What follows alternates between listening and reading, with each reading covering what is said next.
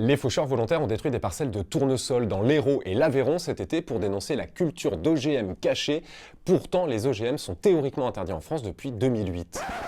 Alors, il y en a ou pas des OGM dans nos champs? En fait, les faucheurs volontaires s'attaquent aujourd'hui aux VRTH, des variétés rendues résistantes aux herbicides. Sur le principe, c'est comme les OGM, produire des super plantes résistantes à plein d'insectes, mais aussi aux traitements chimiques pour éliminer les mauvaises herbes dans les champs. Alors c'est quoi la différence entre un OGM et une VRTH?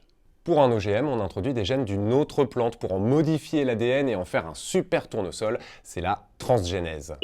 Pour une VRTH, on utilise la mutagénèse, on fait muter la plante, souvent grâce à la chimie, jusqu'à modifier ses gènes et obtenir notre super tournesol.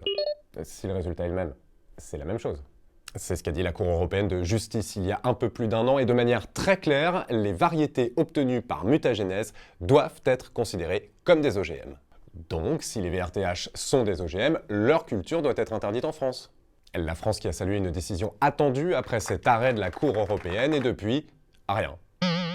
Il y a donc bien en France des parcelles de tournesol et de colza dont les gènes ont été modifiés, sauf que la France les appelle encore des VRTH quand l'Europe les appelle déjà des OGM.